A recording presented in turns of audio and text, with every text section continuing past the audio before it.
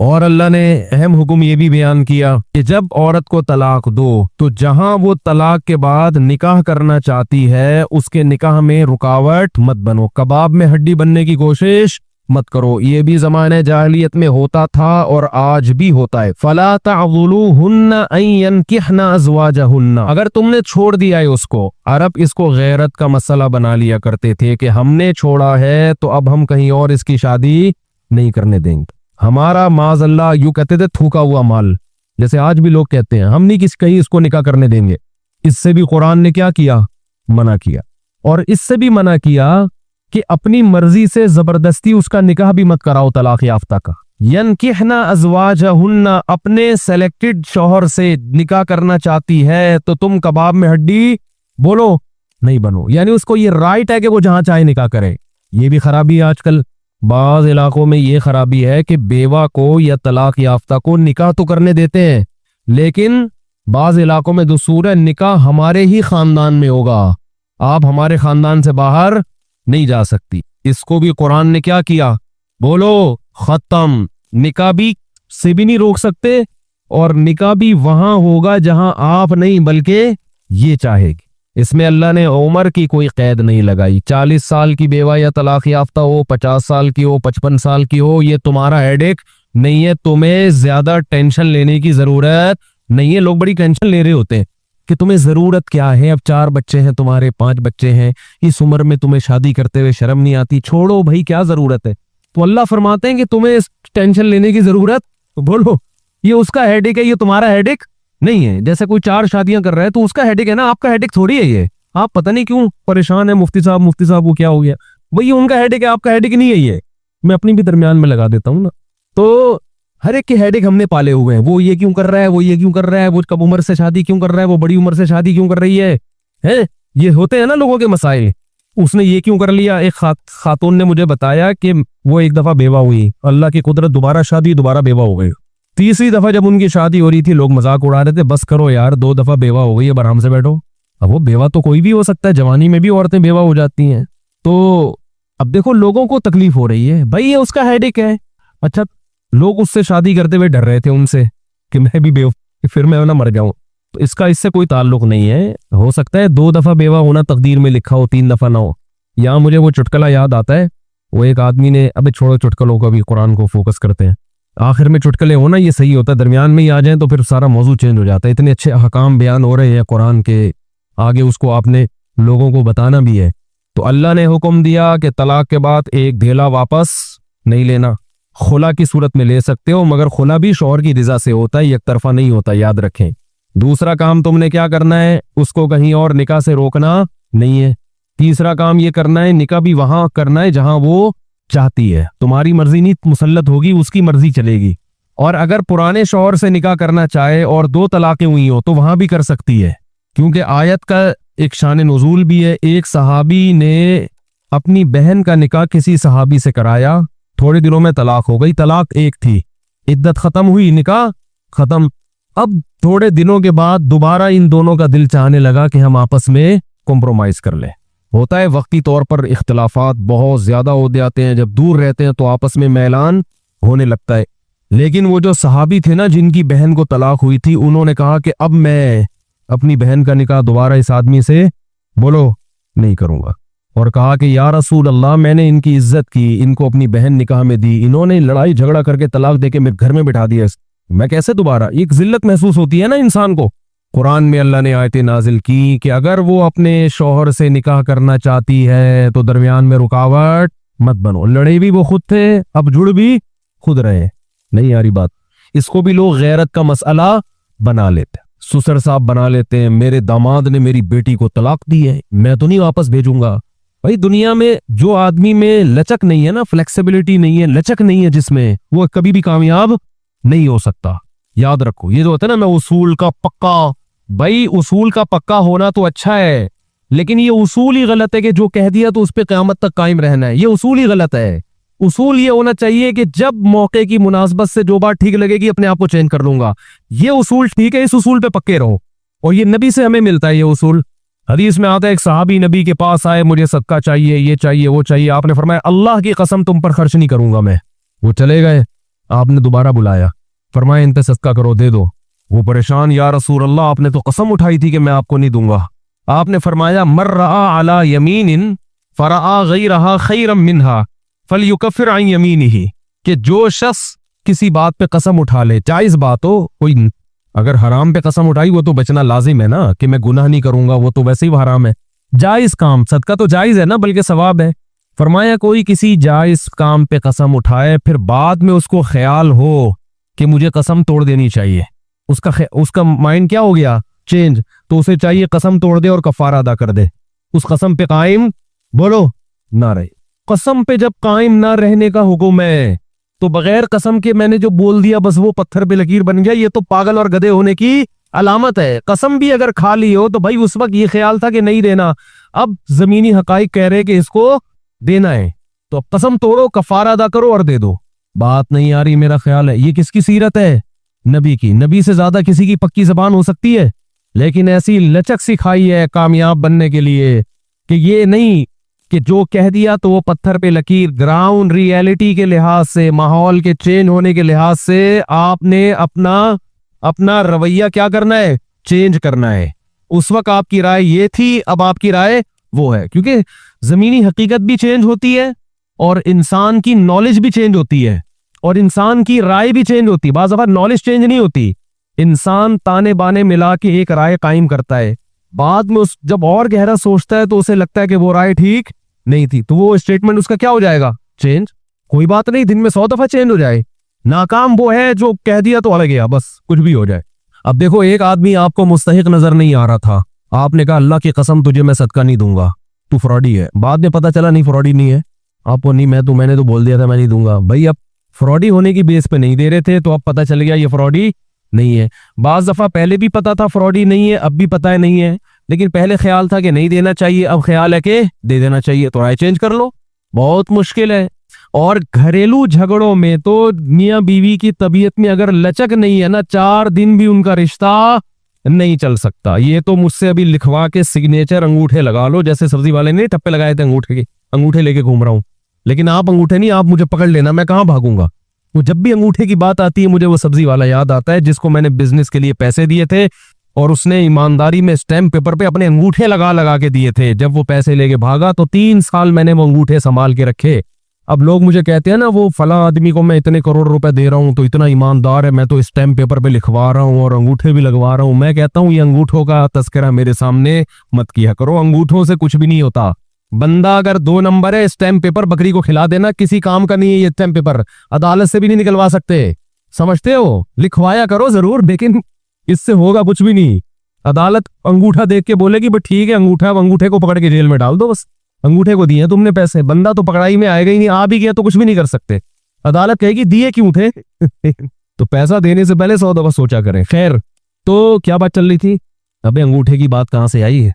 हाँ, लचक पैदा करना चाहिए। मियाँ बीवी का रिश्ता तो ऐसा है कि अगर आपका है ना कि जो मैंने कह दिया बस वो क्या है, ऑर्डर इज ऑर्डर, तो भाई इसका मतलब आप मैदान जंग में खड़े हुए हैं, दुश्मन की फौजें आपके सामने और आप एक फौज की कमांड कर रहे हैं कि गोली चलाने का ऑर्डर दिया तो क्या करना है। ये घर है, ये मैदान जंग बोलो नहीं है। यहां आपका स्टाइल ये होना चाहिए, आपने बीवी को ऑर्डर दिया, ग्राउंड रियलिटी ये कह रही है कि भाई मेरा रोब इस पर बैठा हुआ है और वो पकोड़े बना बना के खुद ही खा रही है, आपको एक लुकमा भी नहीं खाने दे रही। आप गुस्से में आए, आपने कहा बेगम मजीद पकोड़ा अगर खाया ना तो ग्राउंड रियलिटी कह रही है कि इस धमकी से ये पकोड़े खाना छोड़ देगी ना। लेकिन आगे उसका एटीट्यूड आपने देखा, उसने कहा तो क्या कर लेगा, फौरन वो करछुली उठाई तो क्या कर लेगा, फौरन लचक पैदा करो, बोलो तो सब्र करूंगा और क्या करूंगा। ये कामयाब, ये घर क्या कैसे चलेगा, ये रिश्ता जोड़ा रहेगा। अगर आपने उसके एटीट्यूड देख के, उसकी पेशानी पे सलवटे देख के अपनी धमकी को वापस नहीं लिया तो ये घर क्या होगा, पकोड़े तो खा लोगे आप लेकिन आपके बच्चों की मां मार्केट से शार्ट हो जाएगी। तो उसमें घर के अंदर का उसूल लचक, कामयाब आदमी वो। हाँ, नाकाबिले बर्दाश्त कोई मामला हो जाए तो एक अलग बात है।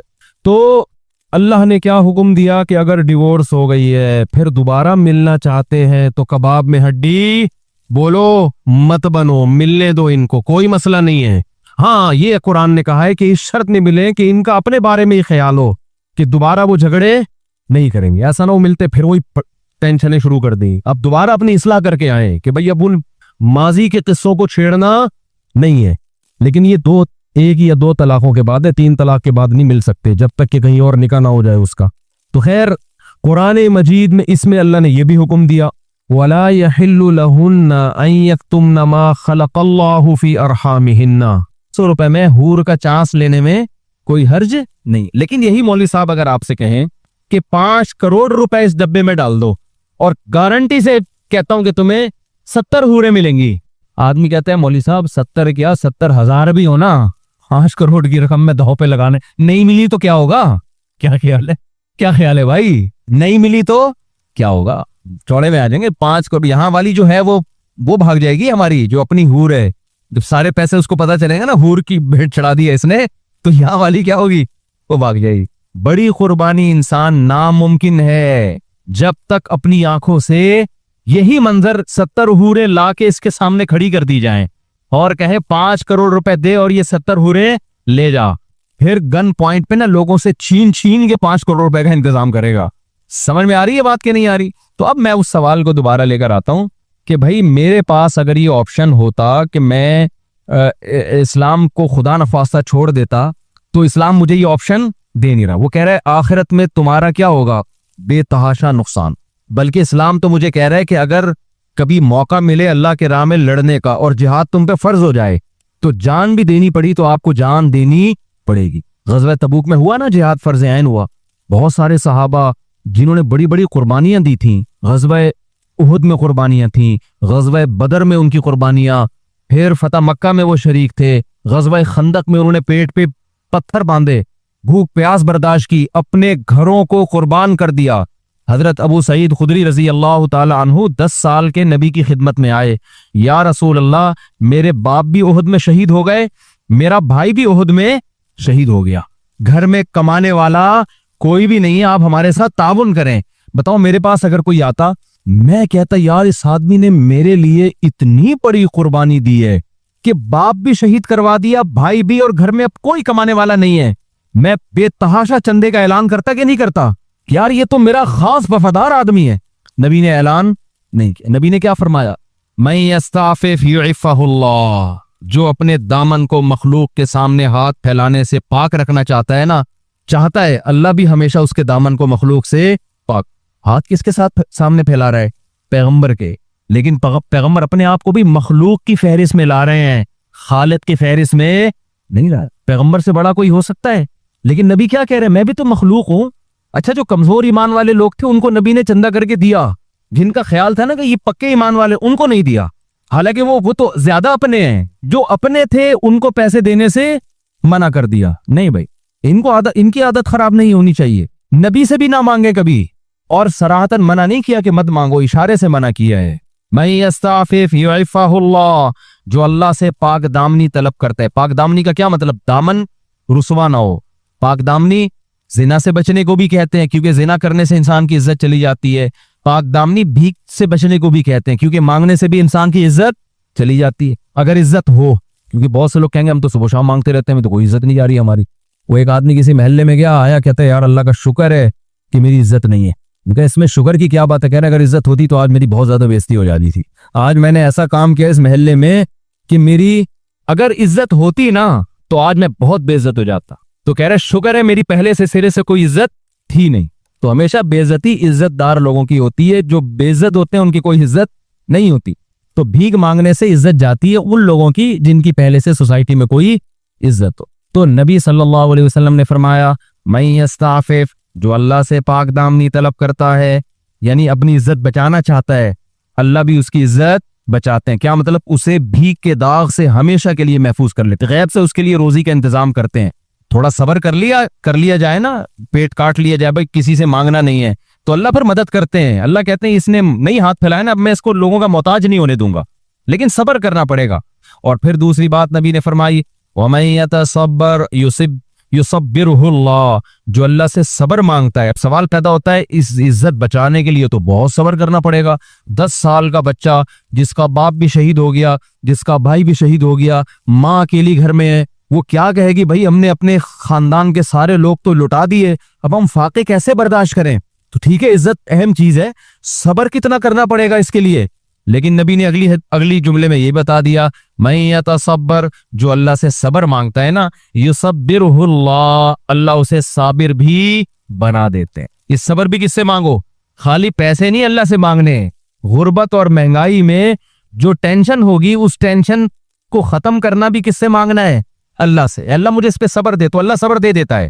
اب آپ مجھے بتاؤ، اتنی بڑی قربانی، باپ شہید، بیٹا شہید، اور گھر میں فاقے، اور نبی نے بھی، حالانکہ نبی چندہ کر کے دے سکتے تھے، دوسروں کو بھی تو دے رہے تھے نا، جبکہ یہ امید ہو کہ میری مدد بھی کر سکتے ہیں، خالی ہاتھ واپس بھیج دیا۔ ایسے میں اگلی جنگ کے لیے اگر نبی بلائیں تو جس کا ایمان ایسا ہو جیسا ہمارا 500 والا، کہ 500 میں ٹرائل بیسس پہ آپ ایک حور کا رسک لے سکتے ہیں، تو اگر ایسا ایمان ہوتا اگلی جنگ میں شرکت کرتے؟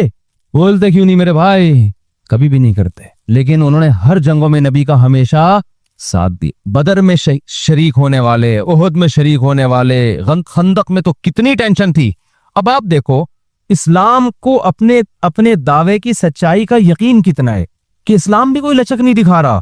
تبوک کا جب موقع آیا نا تو تبوک سے زیادہ سخت، اگر آپ تاریخ اٹھا کے دیکھیں ایسا لگتا ہے کہ اس سے زیادہ سخت کوئی آزمائش کا موقع تھا نہیں۔ احد میں بھی لڑائی بڑی سخت ہوئی ہے، لیکن وہ تو لڑنے کے بعد پتا چلا نا کہ سخت ہوئی ہے، پہلے تھوڑی پتا تھا۔ تبوک میں پہلے سے پتا تھا کہ اتنی ٹینشن والی لڑائی اب تک عالم اسلام میں ہوئی نہیں ہے، کہ بہت لمبا سفر، انتہائی شدید گرمی، اور کھجوروں کے پکنے کا ٹائم، جو پورے سال باغ پہ محنت کیے وہ پھل توڑنے کا وقت ہے، اور رومیوں سے لڑائی، انگریزوں سے، جو آج کے انگریز ہیں، یہ اس زمانے میں بڑے ماہر تھے، یہ ان سے لڑائی ہے۔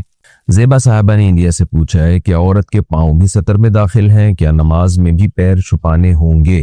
نہیں، عورت کے پاؤں سطر میں داخل نہیں ہے، نماز میں پیر چھپانا لازم نہیں ہے، لیکن چھپا لیے جائیں تو اچھی بات ہے، کیونکہ رسول اللہ صلی اللہ علیہ وسلم نے عورت کو جس لباس پہننے کا حکم دیا صحیح حدیث میں ہے کہ یرخین شبرن، کہ جب وہ کوئی عبایا پہنے تو نیچے زمین پہ گھسٹتی بھی ہو، وہ یعنی ایک بالش نیچے ہو، اضافی ہو، تو افضل یہی ہے کہ نماز میں اتنی بڑی عبایا پہنی جائے کہ وہ زمین پہ لگ رہی ہو اور پاؤں چھپ جائیں، لیکن بہرحال اگر پاؤں نہیں چھپائے تو نماز ہو جائے گی۔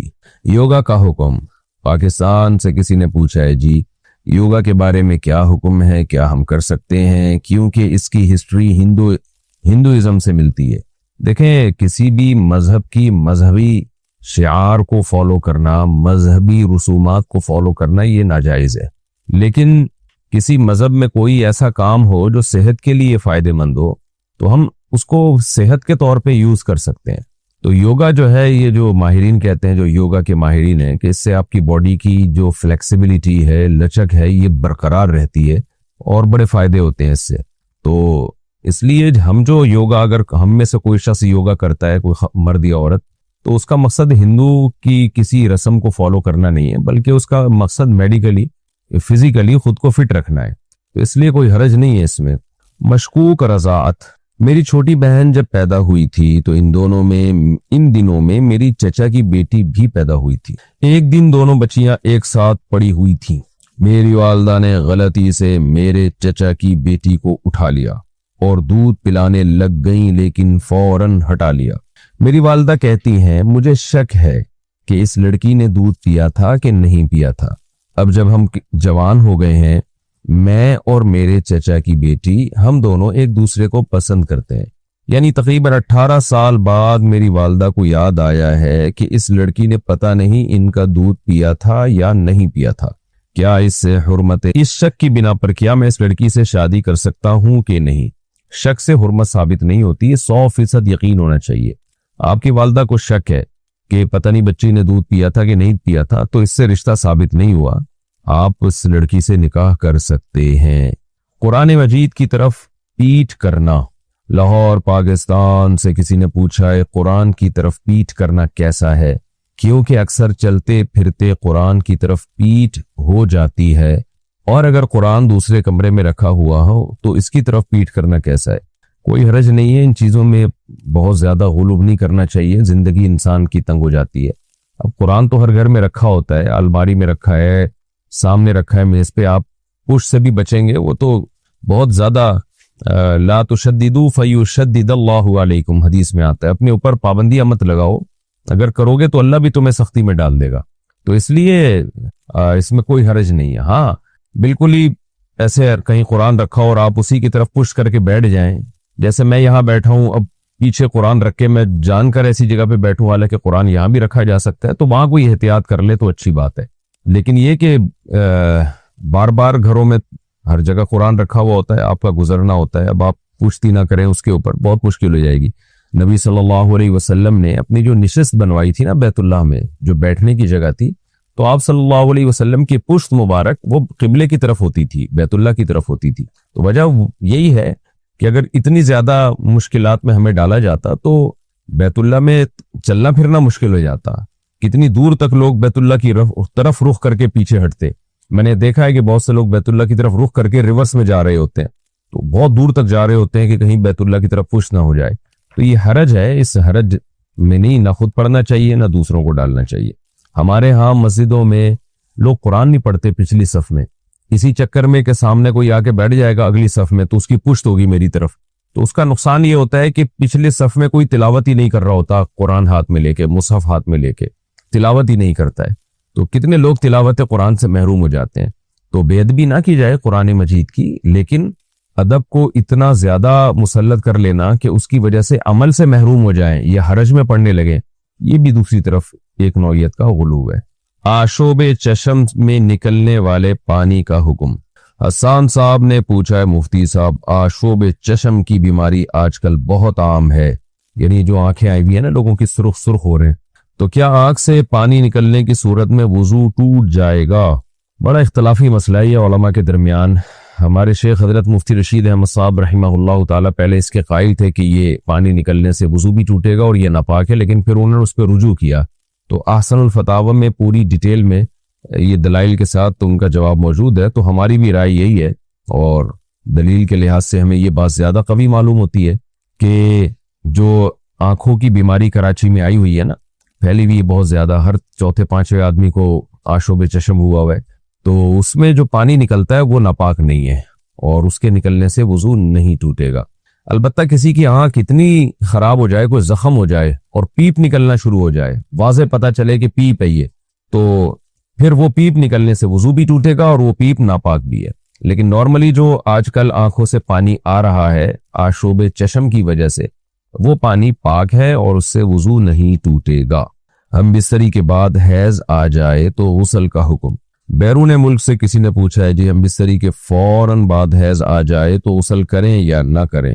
جب حیض آ گیا تو اب غسل کرنے نہ کرنے سے شرعی حکم پہ تو کوئی فرق نہیں پڑے گا، لہذا کسی خاتون نے غسل نہیں بھی کیا تو شرعی لحاظ سے کوئی حرج نہیں ہے اس میں۔ وجہ اس کی ہے کہ اب تو ویسے ہی وہ ناپاک ہو گئی ہے اور ان کے لیے نماز پڑھنا، تلاوت کرنا ویسے بھی جائز نہیں ہے، قرآن مجید کو ہاتھ لگانا بھی جائز نہیں ہے، تو وہی احکام ہوں گے جو جنابت کے ہیں۔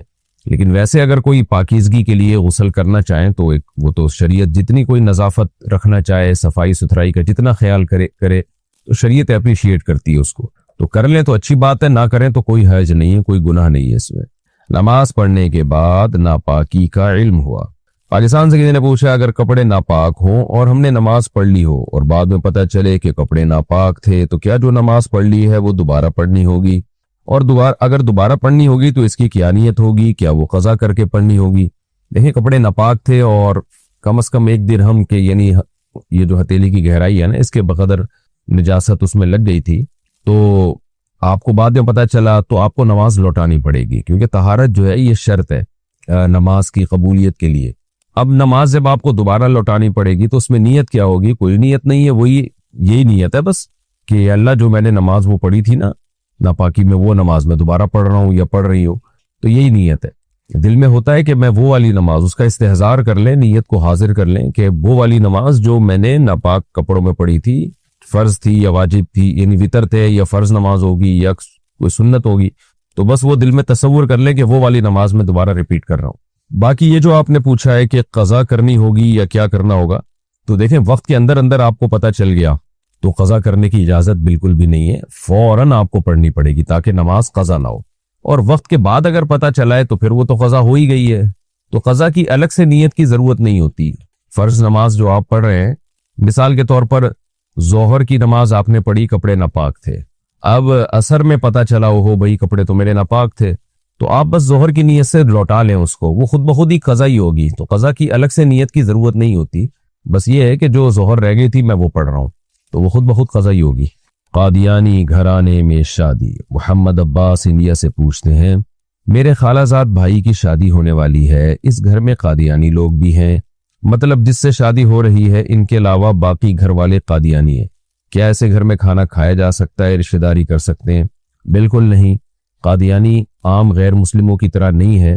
عام غیر مسلم اسلام اور کفر میں یعنی خلط ملط نہیں کرتے، قادیانیوں کا جرم بہت بڑا ہے، انہوں نے ایک جھوٹے شخص کو سید الانبیاء محمد صلی اللہ علیہ وسلم کی طرف منسوب کر دیا اور پھر اس کو عین اسلام قرار دے دیا، یہ بہت بڑا جرم ہے، یہ غیرت اور حمیت کے خلاف ہے کہ مسلمان قادیانیوں سے تعلقات رکھیں، شادی بیاہ میں شریک ہوں، ان دعوتوں میں جائیں جہاں ان کو بلایا گیا ہو، یعنی کوئی معتدی تعداد میں بلایا گیا ان کو، تو ایسی شادیوں کا بائیکاٹ کرنا چاہیے۔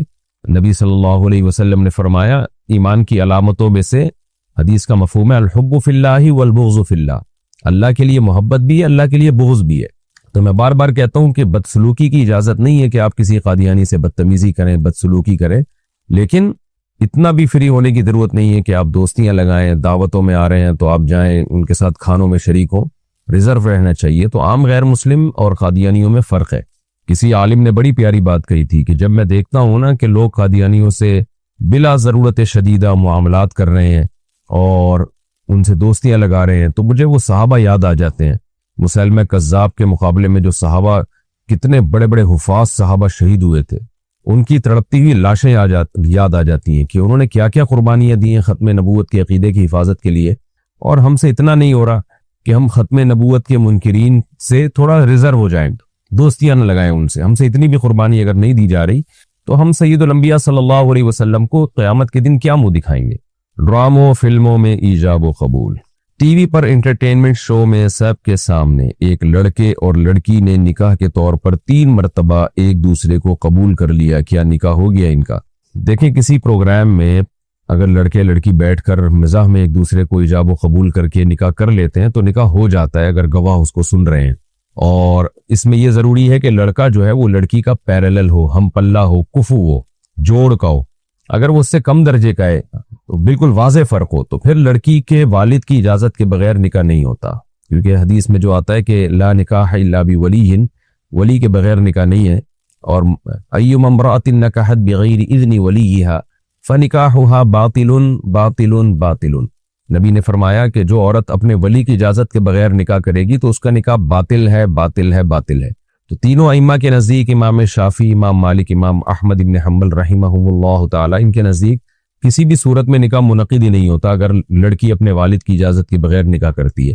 لیکن امام ابو حنیفہ کے نزدیک یہ حدیث اس پر ہے کہ بشرطے کہ غیر کفو میں کرے، بے جوڑ کی شادی میں کرے۔ تو قرآن سے اور دیگر حدیثوں سے پتہ چلتا ہے کہ ولی کی اجازت کے بغیر بھی نکاح ہو جاتا ہے۔ بخاری کی حدیث ہے، قرآن کی آیتیں ہیں، اس پر میں کئی بار ریکارڈ کروا چکا ہوں۔ تو اور چونکہ بر صغیر میں فقہ حنفی ہی رائج ہے تو اس لیے یہاں پر اسی کے حساب سے فتویٰ دیا جاتا ہے کہ ولی کی اجازت کے بغیر نکاح ہو جائے گا بشرطے کہ وہ لڑکا جوڑ کا ہو، ہم پلہ ہو۔ اگر بہت ہی کم تر ہے تو پھر نکاح نہیں ہوگا جب تک باپ راضی نہیں ہوگا۔ تو اب جوڑ کا مسئلہ کہ مالی لحاظ سے جوڑ ہو، ایجوکیشن کے لحاظ سے لڑکی بہت زیادہ پڑھی لکھی ہے، یہ بالکل ہی فارغ ہے، اور لڑکی بہت زیادہ مالدار ہے، یہ بالکل ہی غریب ہے، لڑکی بہت زیادہ دیندار ہے اور یہ بالکل بے دین ہے، یعنی واضح فرق ہو، تھوڑا بہت فرق سے نہیں ہوتا، واضح فرق ہو، تو ایسی صورت میں ولی کی اجازت کے بغیر نکاح منعقد نہیں ہوگا۔ لیکن عام طور پر ایسا ہوتا نہیں ہے، کچھ نہ کچھ یعنی بہت زیادہ ڈفرینس نہیں ہوتا۔ تو پھر لڑکی اگر نکاح کر لے گی ولی کی اجازت کے بغیر تو دیگر آیات اور احادیث کے پیش نظر بخاری کی حدیث بھی ہے اور اس بارے میں قرآن مجید کی آیات بھی ہیں جن سے پتہ چلتا ہے کہ نکاح ہو جاتا ہے۔ اس لیے امام حنیفہ چونکہ پہلے قرآن مجید کو ترجیح دیتے ہیں اور اس کے بعد پھر حدیث کی طرف آتے ہیں، تو قرآن کے ظاہر کو زیادہ لیتے ہیں۔ تو قرآن میں اللہ تعالیٰ نے جب عورت کی طرف ڈائریکٹ نکاح کی نسبت کی، حتیٰ تنکح زوجا غیرہ، کہ عورت نکاح نہ کر لے، تو اس سے پتہ چلتا ہے کہ عورت خود بھی نکاح کر سکتی ہے۔ تو دونوں طرف کے دلائل کو سامنے رکھ کر امام حنیفہ رحمہ اللہ تعالیٰ نے جو قول اختیار کیا ہے وہ میں نے آپ کے سامنے پیش کیا. تو اس لیے یہ نکاح اگر اسٹیج پہ کہیں اس طرح سے ایجاب و قبول ہو رہا ہے تو اگر وہ لڑکا لڑکی کے بہت زیادہ فرق نہیں ہے, بہت زیادہ کمتر نہیں ہے, تو نکاح ہو جائے گا اگر کم از کم 2 گواہ اس کو سننے والے موجود ہیں. لیکن یہاں ایک بات سمجھنے کی ہے, ایک ہوتا ہے لڑکا لڑکی کا ایجاب و قبول کا انشاء کرنا, انشاء کا مطلب اس وقت وہ ایجاب و قبول کر رہے ہیں. ایک ہوتا ہے اسکرپٹ پہلے سے لکھی ہوئی ہے, ایک کہانی ہے جس کو ڈرامے کی شکل میں دکھایا جا رہا ہے, یعنی پہلے سے ایک کہانی لکھی ہوئی ہے, تو پھر یہ اس کہانی کا کردار ادا کر رہے ہیں, کریکٹر ہیں یہ, اور اس کہانی کو کردار ادا کر رہے ہیں, کریکٹر بن کے اس کو لوگوں کے سامنے پیش کرنے. تو ایسی صورت میں پھر علماء کا بہت اختلاف ہے کہ یہ ایجاب و قبول سے نکاح ہوگا کہ نہیں ہوگا. ہماری رائے یہ ہے اس بارے میں کہ پھر نکاح نہیں ہوگا, نہ طلاق ہوگی نہ نکاح ہوگا. وجہ اس کی یہ ہے کہ یہ حکایت ہے. حکایت کا مطلب یہ ہے کہ جیسے میرے سامنے کوئی کہانی ہو اور میں کہانی پڑھ کے سنا رہا ہوں. اب کہانی میں یہ لکھا ہوا ہے کہ میں زید ہوں اور زید نے اور میں اپنی بیوی کو طلاق دیتا ہوں, اور یا میں فلاں خاتون سے نکاح کرتا ہوں, اور پھر فلاں خاتون جواب میں کہتی ہے ہاں میں نے قبول کیا. تو وہ کہانی جب آپ پڑھ کے سنائیں گے تو اس سے نہ نکاح ہوگا نہ طلاق ہوگا, کیونکہ وہ نقل کر رہے ہیں آپ, وہ انشاء نہیں کر رہے. انشاء کا مطلب کوئی چیز پیدا نہیں کر رہے ایجاب و قبول یا نکاح کو وجود میں نہیں لا رہے, بلکہ آپ ایک کہانی لکھی ہوئی ہے اس کو پڑھ کے سنا رہے ہیں. تو کہانیاں پڑھ کے سنانے سے نہ نکاح ہوتا ہے نہ طلاق. تو کہانی جیسے پڑھ کے سنائی جاتی ہے, کہانی کو کریکٹر کی شکل میں بھی لوگوں کے سامنے پیش کیا جاتا ہے, جیسے ڈراموں اور فلموں میں. تو اگر ڈراموں اور فلموں میں کوئی اسکرپٹ پہلے سے لکھی ہوئی تھی اور یہ اس کہانی کو لوگوں کے سامنے پیش کر رہے ہیں, تو پڑھ کے پیش کرنے سے بھی نکاح طلاق نہیں ہوتا, نہ نکاح ہوتا ہے نہ طلاق ہوتی ہے, اور اس کو کریکٹر کے طور پہ پیش کرنے سے بھی نہ نکاح ہوگا نہ طلاق ہوگی. لیکن بہرحال نکاح اور طلاق کو نہ مذاق بنانا نہیں چاہیے. ایکٹروں کو, جو ڈرامہ نگاروں کو چاہیے کہ وہ یہ کام نہ کریں. اگر کوئی واقعی میں میاں بیوی ہے تو کریکٹر جو ڈراموں میں شوہر کو مت کہیں کہ بیوی کو طلاق دو, یا کسی اجنبی عورت سے تم ایجاب و قبول کر کے نکاح کرو. اس کا نقصان یہ ہوگا کہ بہت سے علماء بہرحال اس کو کنسیڈر مانتے ہیں, تو کیوں اپنے آپ کو ایسی اختلافی چیز میں ڈالا جا رہا ہے. احتیاط کے پہلو کو اختیار کرنا چاہیے. اور یہ جو میں نے کہا کہ اگر وہ اسکرپٹ پڑھ کے نہیں سنا رہے, کسی کہانی کو نہیں شو کر رہے, بلکہ ویسے ہی اسٹیج پہ کھڑے ہو کر مذاق میں ایجاب و قبول کرتے ہیں, تو پھر نکاح ہو جائے گا. اس کی وجہ یہ ہے کہ حدیث میں آتا ہے, نبی صلی اللہ علیہ وسلم نے فرمایا ثلاث جدہن جد وہزلہن جد, 3 چیزیں ایسی ہیں جن کی حقیقت بھی حقیقت اور مزاح بھی حقیقت ہے. تو اس لیے نکاح طلاق میں مذاق نہیں چلتا, مذاق میں بھی وہ حقیقت ہی ہوتی ہے. شوہر میکے جانے نہیں دیتے. پاکستان سے کسی نے پوچھا ہے, میری شادی کو 2 مہینے ہوئے ہیں, میرے شوہر مجھے امی ابو کے گھر رہنے کے لیے جانے نہیں دیتے, صرف ملنے جانے دیتے ہیں. کیا میرا امی ابو کی خدمت کے لیے ان کے گھر جانا ٹھیک نہیں ہے؟ کیا شادی کے بعد لڑکی کے ذمہ ماں باپ کی خدمت ختم ہو جاتی ہے, جبکہ ہمارا کوئی بھائی بھی نہیں اور ہم صرف 2 ہی بہنیں ہی ہیں؟ دیکھیں, لڑکی کا جب نکاح ہو جاتا ہے نا, تو شریعت نے شوہر کا حق والدین سے زیادہ رکھا ہے عورت کے لیے. تو وہ اپنے شوہر کی پرمیشن کے بغیر گھر سے باہر نہیں جا سکتی, اور اس پر اپنے شوہر کی اطاعت لازم ہے. تو لیکن اگر شوہر ظلم کر رہا ہے, یعنی جتنا ملاقات ضروری ہے اس سے بھی روک رہا ہے, مثال کے طور پر مہینے میں 1 دفعہ بھی نہیں ملنے دے رہا اپنے والدین سے, تو یہ پھر قطع رحمی میں آتی ہے, رشتہ داری توڑنے میں یہ چیز آتی ہے. تو پھر شوہر کی اطاعت لازم نہیں ہے, مہینے میں 1 آدھ دفعہ تو لازمی ملیں اپنے والدین سے. اور رہا مسئلہ خدمت کا, تو خدمت میں بھی ایسے ہی ہے کہ جب لڑکی رخصت ہو کے آتی ہے تو پھر شوہر کی اطاعت اس کے اوپر لازم ہے. تو شوہر کی مرضی کے بغیر وہ والدین کی خدمت نہیں کر سکتی, کیونکہ شوہر کا حق بہرحال اللہ تعالیٰ نے زیادہ بنایا ہے. لیکن اگر والدین خدمت کے محتاج ہیں, محتاج کا مطلب یہ ہے کہ اگر یہ خدمت نہیں کرے گی ان کو نقصان ہو رہا ہے, اور ان کے پاس کوئی ایسا بھی نہیں ہے کہ پیسوں سے کوئی ملازم رکھ لیں, جیسے والدین ہیں اور کوئی بھی سورس آف انکم نہیں ہے, پہلے تو ان پر لازم ہے کہ اگر ان کے پاس کوئی وسائل ہیں تو وہ کوئی ملازم رکھیں. پہلے تو یہ کہ بیٹا خدمت کرے, بیٹا ہے ہی نہیں. اب جیسے آپ نے بتایا کہ 2 ہی بہنیں ہیں, تو جس بہن کی شادی نہیں ہوئی ہے وہ خدمت کر لیں, اور اگر ان کی بھی شادی ہو چکی ہے یا وہ خدمت نہیں کر پا رہی ہیں اور والدین کو نقصان ہو رہا ہے, تو پھر مجبوری ہے, پھر آپ کو اپنے والدین کی خدمت کرنی پڑے گی. پھر شوہر کو آپ بتا کے جائیں بھی میرے والدین مر جائیں گے, ان کو وہ شدید تکلیف میں ہیں, اور نہ ان کے پاس اتنی کوئی گنجائش ہے کہ وہ کوئی ملازم رکھ سکیں جو ان کی خدمت کرے, اور نہ کوئی دوسرا بیٹا ہے, نہ کوئی ایسی بیٹی ہے جو ان کی خدمت کر لے. تو ظاہر ہے ماں باپ کو مرنے نہیں دیا جا سکتا, اور نہ ان کو شدید تکلیف میں رکھا جا سکتا ہے. پھر شرعاً ایسی صورت میں بیٹی پر لازم ہوگا کہ وہ اپنے والدین کو اذیت اور تکلیف سے بچائے۔ تو خلاصہ یہ ہے کہ نارملی جو خدمت کی جاتی ہے والدین کی وہ بیٹوں پر لازم ہے، اور بیٹی پر اس وقت لازم ہے جب وہ اپنے والدین کے گھر رہنے کے لیے آئے، ادروائز اس پر شوہر ہی کی اطاعت لازم ہے، اور کیونکہ نکاح کے ایگریمنٹ میں یہ چیز داخل ہوتی ہے۔